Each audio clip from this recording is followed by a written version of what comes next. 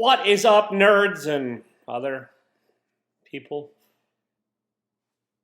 It's Taylor. I'm Taylor. I'm whatever. It's January 18th, 2023? I don't know. Feels like I should be 2024 already. Whatever. Comic book review show. Cranky. I'm Cranky. Yeah, that's right.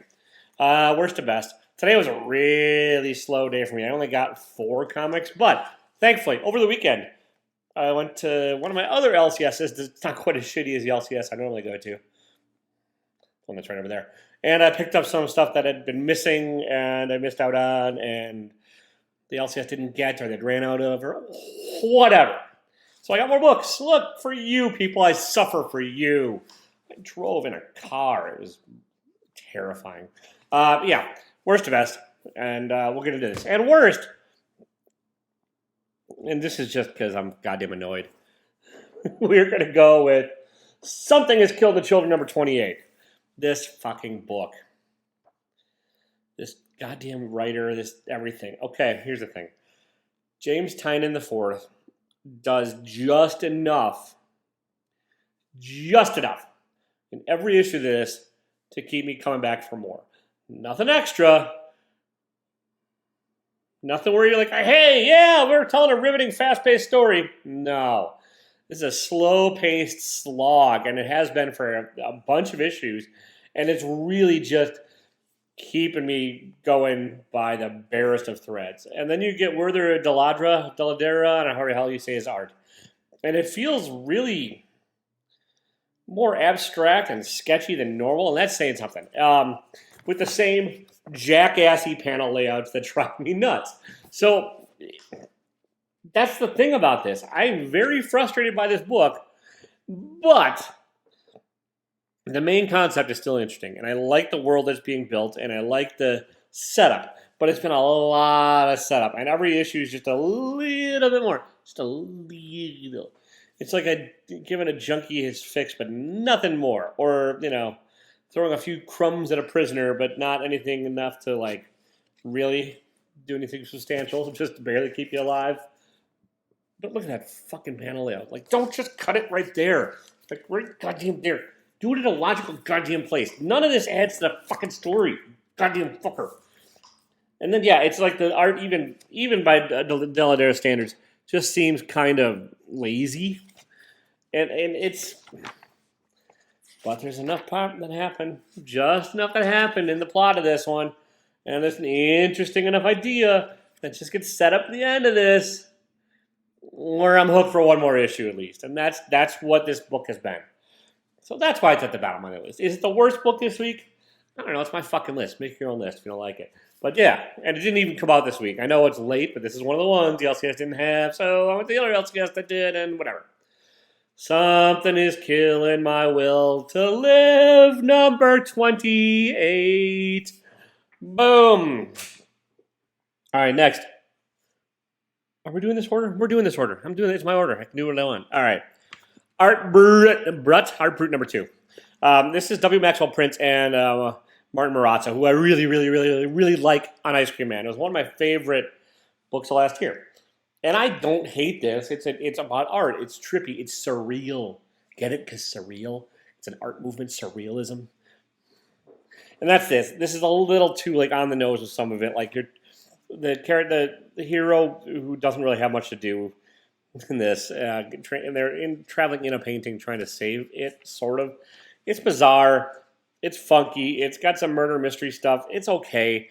You can just tell it's not quite as polished as their newer stuff. It doesn't have that Ice Cream Man emotional resonance. It's more of a fantasy-ish romp, but it's not that rompy. Marazzo's art's great, but it's still, you can just sort of tell everything's a little bit not quite what it is when they've had a little bit more under their belt. And it's really not bad. This is an earlier story. They're reprinting this. I don't know when it originally came out. I probably looked it up, but yeah, I don't care. Nah, it doesn't matter. It's decent. I can't tell if this is the last issue or not. I don't think so. And I think I read this when it first came out. I seem to recall it. And I seem to recall not loving it then. It's not that I hate it. It's just that there's just kind of feels like a few pieces missing to their artistry. And so it's all right. It's Art Brut number 2. Don't love the cover, but whatever. It also is what it is. And I like abstract art. It's just not that. It's just doesn't matter, people. We're moving on. All right. You know when a book takes a hiatus and it kind of loses its steam? Okay, well, this book took a hiatus, and it also did a character jump, and it shifted how it was telling the story, kind of all at the same time, if I remember right. I have to go back and read it all. But I still like it, but it just kind of needs to end. Stillwater, number whatever the hell, 17. This was another one that came out a week or two or three or whatever ago. And like it used to center on this character who I think is named Joel. I can't even remember. Who's a stranger coming to this town where nobody could die. Spoilers, nobody could die in Stillwater. And then it shifted, and it's now more about the politics and trying to end Stillwater or whatever, trying to have a resolution to this series, which is fine. But without the main character's point of view, you're kind of lost some stuff in the mix. And then, like, it's just kind of seems like it's fizzling its way towards an end instead of ramping up to a glorious ending. And there's action and there's, like, consequences and all this kind of stuff.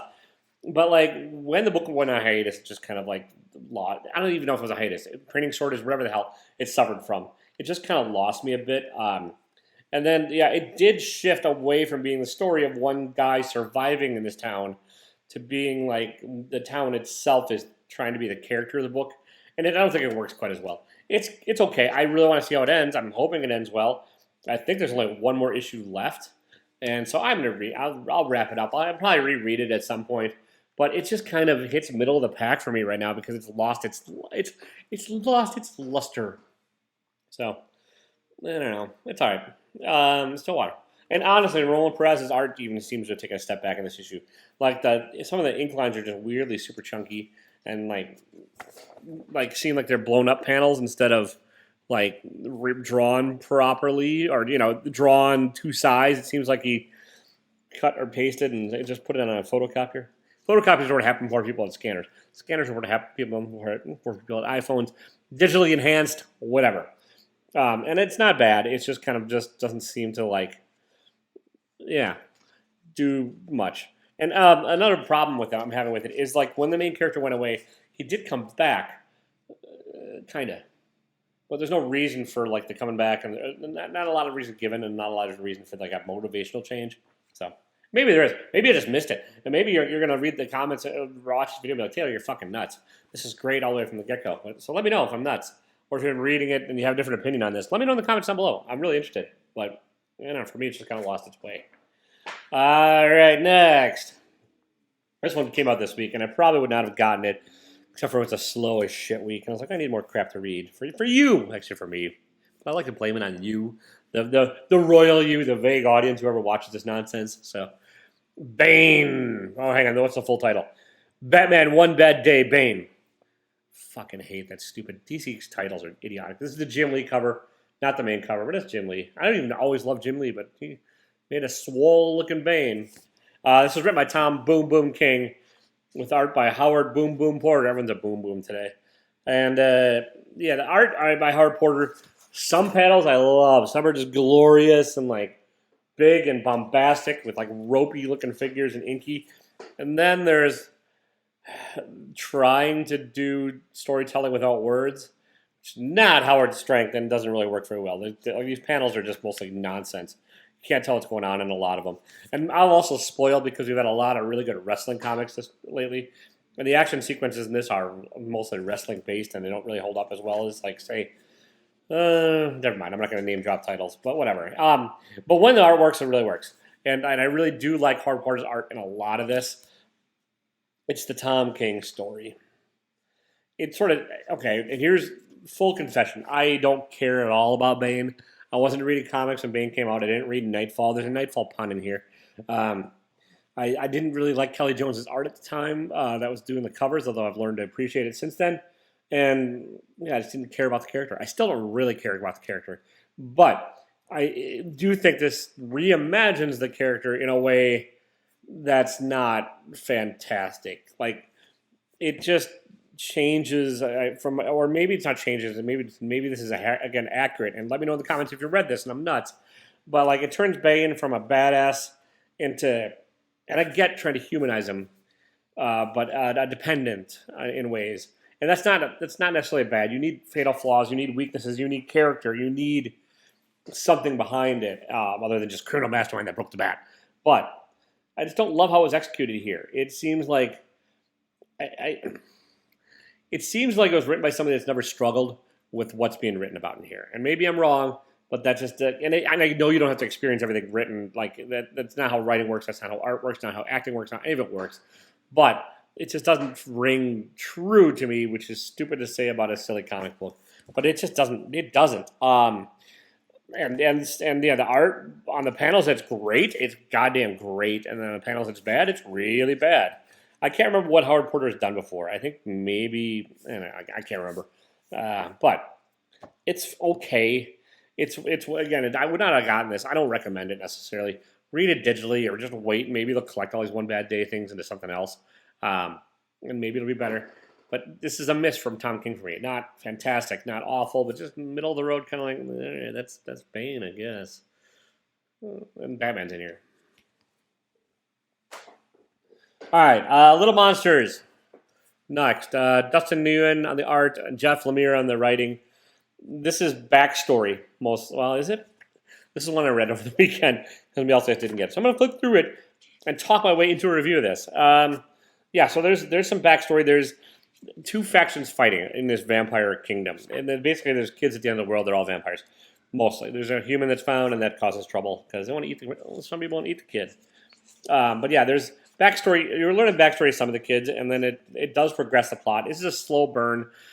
It doesn't bug me as much as when Tynan does it because I think Jeff Lemire is better at a slow burn. I think he adds more characters to it, and he like makes the characters eventually interesting. And each issue of this has kind of gotten better and like has gotten ramped up. It's a slog to get here.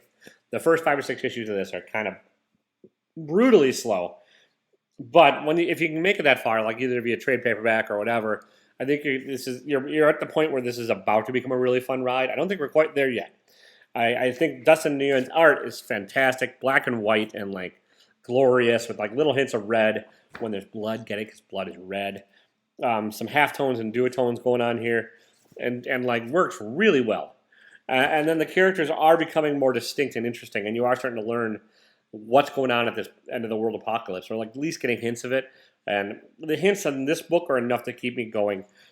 And I know like if you just change the tone, it sounds like I'm talking about something that's killing the children, and that's kind of the case, honestly. It is a slow struggle to get through sometimes. You kind of want the pace to ramp up a bit, but I'm enjoying this ride more, and so it ranks higher. And yeah, I still like this one, whereas I'm pretty frustrated with something that's killing the children. And so, Little Monsters, decent. Not Jeff Lemire's best stuff, not his worst stuff. Kind of middle of the road Lemire. All right, next. We have these next couple books are what I call the stupid fun books. Because they're stupid and they're fun. And they're the ones where you don't read to like not be stupid or have fun. You're not getting deep literature out of this next chunk of stuff. Like, fuck Fairyland or I Hate Fairyland number 3. This is written by Scotty Young, art by Bean. Who's the first name?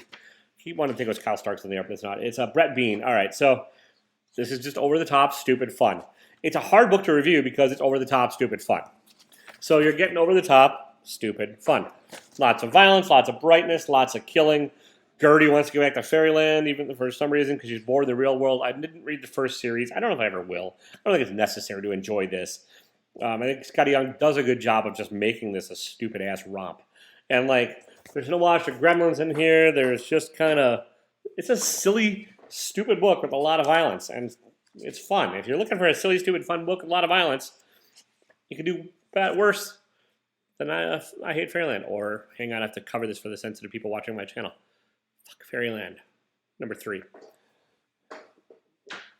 All right, next. Stupid, over-the-top, violent fun that I liked a little bit better than I Hate Fairyland. We have Nemesis Reloaded dun, dun, dun, by Mark Miller and Jorge Jimenez. I have not read the original one of this, but it's reloaded. This is a kind of what if Batman was just evil, kind of. Like it's a character, you don't know the backstory. Maybe you learned it in the first volume. I don't care, it doesn't matter. There's just like evil criminal mastermind in a costume, being evil and over the top and like violent fun. There's not a whole lot else to really say about it. And that's the problem with this reviews, because like you're going to be like, Taylor, you didn't review shit. I'm like, well, yeah, I know, but tough. Jorge Menez's art is great. I think he's having a better time on this book than he's had on Batman. It just looks like it. Everything's a little more exaggerated, a little more intense, and a little looser. It doesn't seem like he's tied down by the constraints of Batman, even though this is a sort of Batman-esque character. It's just a little more wild. And it's Mark Miller. It's like a send-up of superhero crap, over-the-top violence. That's what Mark Miller likes to do. And so it's what you're going to get. You're going to get this sort of criminal mastermind who's doing criminal mastermindy evil stuff with over-the-toppiness.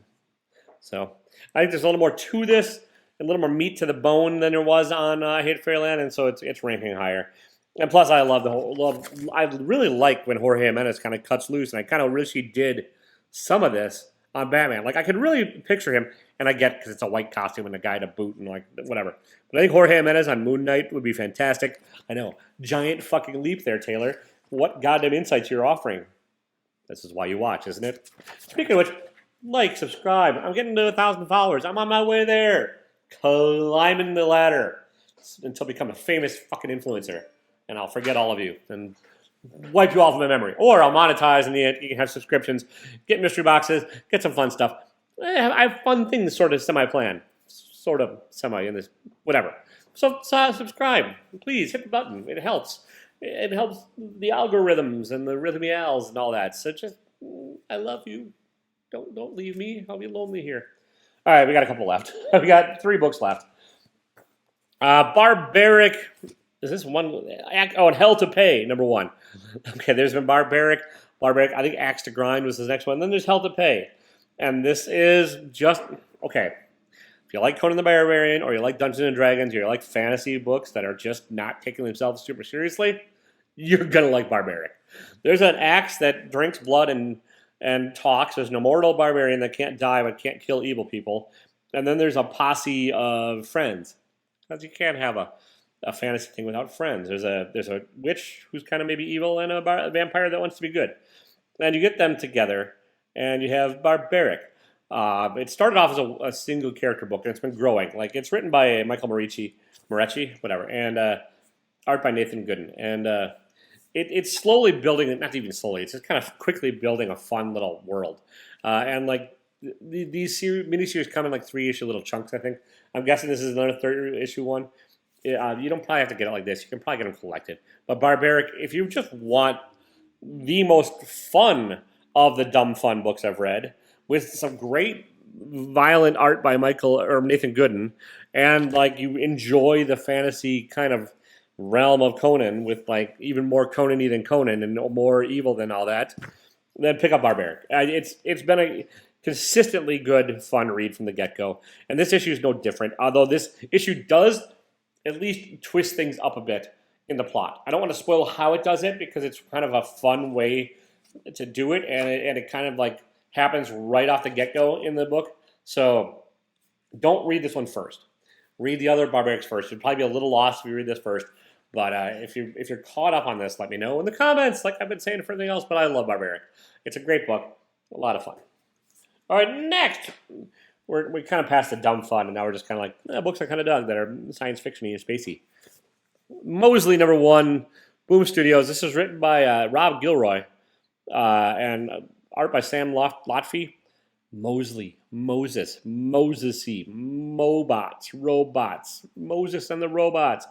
Set my people free. Okay, so yeah, I'm pretty sure this is a kind of a wacky retelling of Moses in the future, where Moses is a janitor, Mosely is a janitor, and there's robots and AI. And this issue's a lot of kind of weird setup, and there's stuff that like you don't quite get off the get-go, but it's an intriguing enough idea. And I like Rob Gilroy. He's another writer I've learned to trust. He did Chew, spelled C-H-E-W. He also did Chew, spelled C-H-U, which those are a lot more fun and punny than this. This is not that. This does have some decent action, some pretty interesting sci-fi elements, and like a fun enough idea that even if you're not like a religious person, you'll probably enjoy this. Actually, you probably enjoyed it better if you're not, because you might, otherwise sacrilege and all that kind of shit, and you're going to burn in hell. But yeah, it's a fun sci-fi book about this janitor who's probably destined to save the world from AI robots,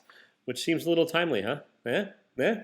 And yeah, the art by Sam Lockfee is pretty decent as well. Not amazing, but pretty damn decent. And I like this one a lot. I'm looking forward to seeing where it goes. It does have enough bombastic kind of actiony stuff, and just to keep me hooked. And so there you go. My second favorite of the week, and my favorite also did not come out this week. I know none of these really did, but whatever. It's a shit week. What do you want from me? Know Your Station, number 2 by Sarah Gailey and art by Leanna Kangas.